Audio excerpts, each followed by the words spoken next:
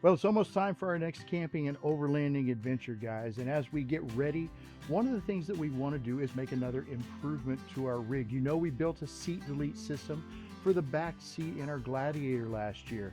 It's done very well for us, but there are some things we'd like to improve. So today we're going to be building a brand new seat delete system.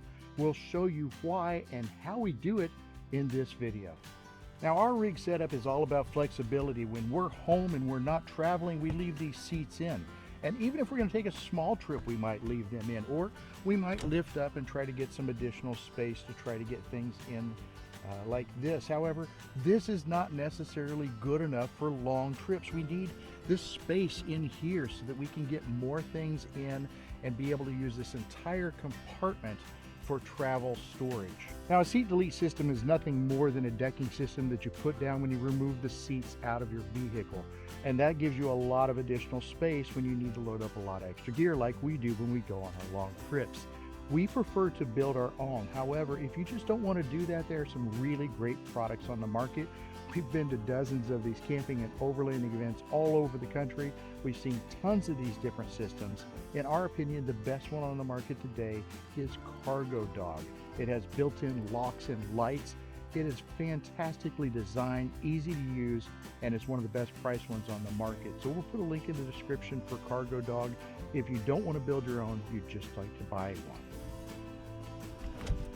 Now, once these seats are lifted up, we have an uneven surface, and this doesn't really work well. What's ideal is to then put down some type of a deck that's going to level this out, give you some space where you can put things up underneath, and give you a flat surface that you can put a refrigerator or your storage bins or whatever else it is that you need to carry with you in here in such a way that it's going to ride and not move around a whole lot on you. First things first, we'll need to get these seats out, and they're held in this case, by 4 bolts per seat.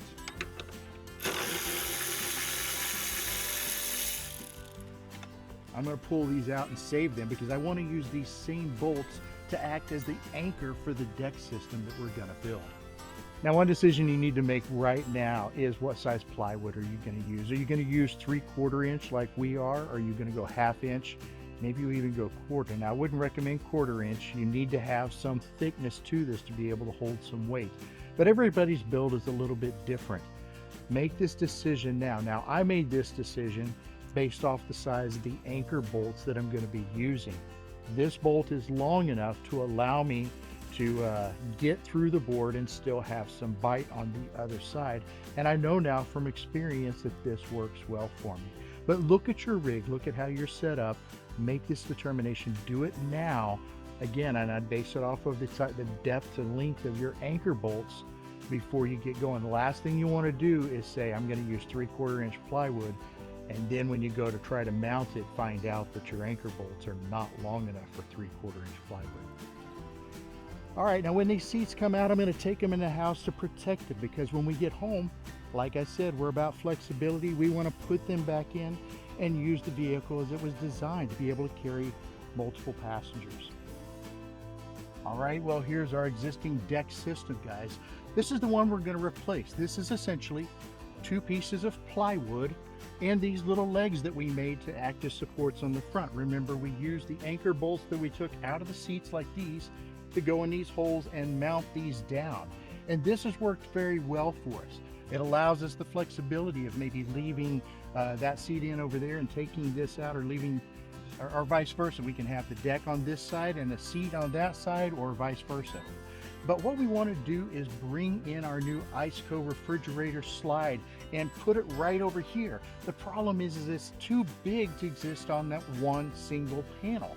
So we want it to come out that door, not this one over here. If we're going to do that, what we really need is one big single panel that we can then mount that refrigerator slide to and slide it in and out the door. That's the goal of this new deck system, is additional flexibility. On those longer trips, when we know that we're going to have both seats out and we want the refrigerator slide, we can now use that new deck system. We'll hang on to this one, but we'll have that new one that will allow that flexibility for the refrigerator slide. Again, we'll keep this, and on those trips where we aren't going to be gone for weeks or months at a time, something like this will work perfect. All right, now this is a good time to talk about the tools that you're going to need for this. Now, I needed a socket set to get the seats out of the vehicle. Obviously, you're going to need some type of a tape measure or something so that you can make sure that you're building a deck to size. I'm going to use just a regular hand saw here to cut it to size. Then I'll use a drill to make some holes in this so that I can get those anchor bolts down and in. Now I've got some extra carpet left over from our last deck system. We'll have to take a look and see if I've got enough to do this one. And when you put that on, you're going to want some type of a glue or maybe just staples to hold it in place.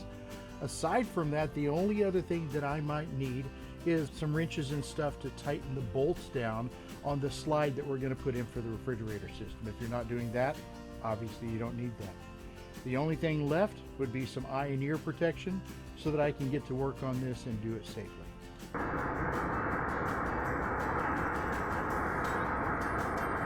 Now, one good thing about having built this system before is that I can use it in some ways as a template.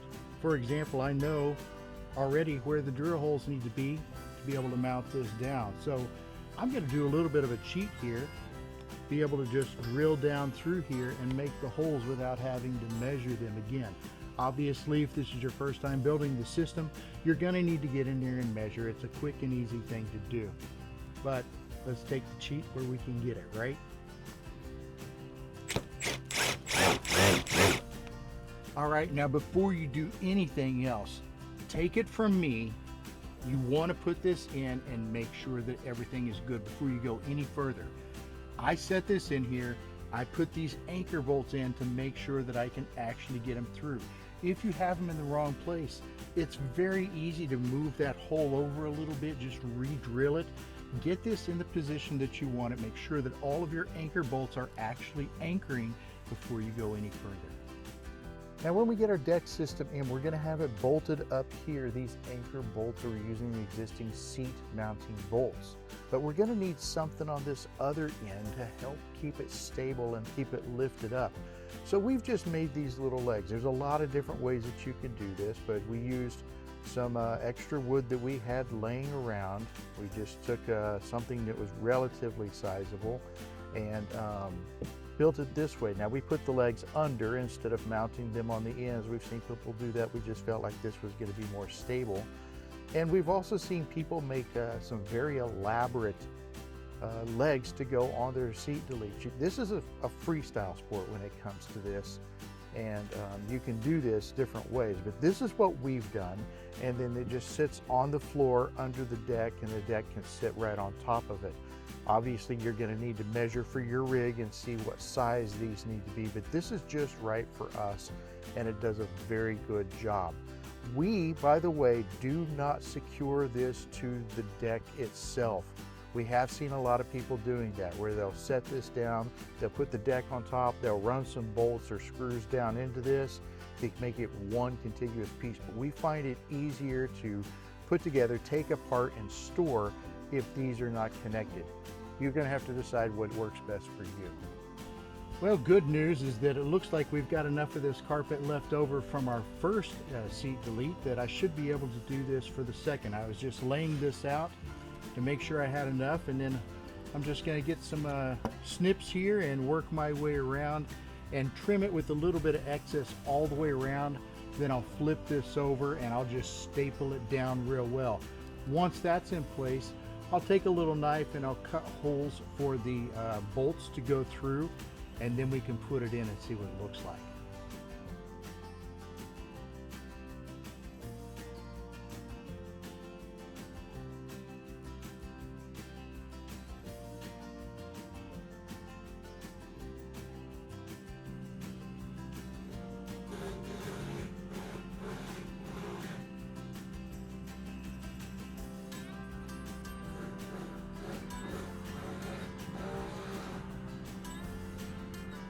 All right, guys, there you go. The quick and easy, simple seat delete that you can build yourself in an afternoon without spending a ton of money. This is very solid. It's very secure. It's going to do everything we need it to do. Now I'm going to get in here and I'm going to put the Iceco slide on and get the Iceco refrigerator installed. If you'd like to see that, check out this next video. It's the Iceco VL45 Pro S, our brand new refrigerator from Iceco, and we're very excited about it. Please leave us a comment before you leave, and don't forget to subscribe. It's a small, quick, easy thing for you. It's very important for us. Thanks so much for watching. We hope to see you back here real soon on the Best Life Adventure channel.